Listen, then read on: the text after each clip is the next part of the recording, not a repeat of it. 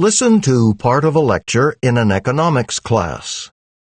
When attempting to understand international trade, some things seem so obvious that they can hardly be controverted, and other points that are important are invisible unless you've thought about the subject carefully. Consider the following. If there's an increase in imports, let's say imports of furniture, and the domestic producers of furniture find this new competition very difficult and are cutting production and employment, then it seems obvious and easy to understand, and many people conclude from this, that increasing imports will cause generally greater unemployment at home. What is not so obvious is that how much we import and how much we export, those are interdependent, and you can't understand the one without the other. But the exports that are generated are not easily discernible, so most people don't see them. They see only the imports of furniture rising and employment in domestic furniture production falling. So as a result, many people argue that we ought to protect jobs by limiting imports, either by tariffs, quotas, regulations, or whatever, without realizing that this also has the effect of reducing potential future exports to the rest of the world, things that we can produce very, very cost-effectively and therefore profitably. The fundamental proposition in international economics is that it makes sense to import those things that can be produced more economically abroad than at home, and export things to the rest of the world that we can produce more cost-effectively than produced elsewhere in the world. Therefore, if we limit imports, we put ourselves in danger of not being able to export. The details of this relationship will take much longer to explain than I can fully go into now, but the point of the matter is that gains, the benefits of gains from international trade, result from being able to get things cheaper by buying them abroad than you can make them at home.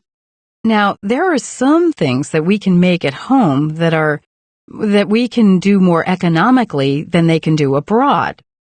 In the case of the United States, typically high technology products are things that Americans have innovated in and started firms doing that sort of thing, at which they do very well.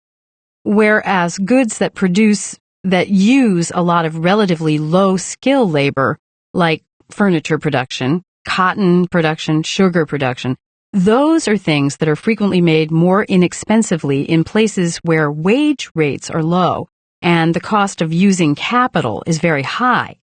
However, in Florida, they produce a lot of sugar, but the costs are so high, if we didn't have extensive restrictions on imports of sugar, the output of sugar would decline dramatically. But the sugar industry in the U.S. doesn't produce high-paying jobs. It uses resources in ineffective ways, and it blocks the import of more cost-effectively produced sugar. It's a very bad bargain for the people in the United States to want to protect low-paying jobs, thereby halting the growth of world trading and more international specialization. It would be better to remove restrictions on imports and allow other countries in the world, countries that can produce them more cheaply, let them specialize in producing those products. Now, I agree that people who are directly affected by imports, what they focus on is that their job prospects are being reduced, and their economic circumstances are getting worse. And that's a relevant problem and an important problem.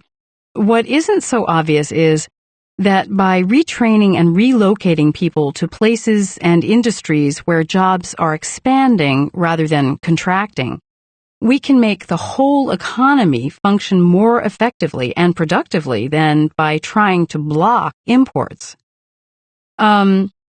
What is interesting to note is that even if there were no international trade issues like imports, any changes that occur in a country's economy Any new technology, change in preferences, change in regulations, or whatever, will lead to adjustments that lead some sectors of the economy to decline and others to expand.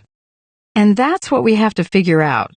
And that's a hard problem to deal with in detail, is how to facilitate people adjusting from sectors where their job prospects are not so good, and in particular where real wages aren't so high, to acquire skills that will permit them to move into higher-paying jobs in other parts of the economy, either by retraining or relocating.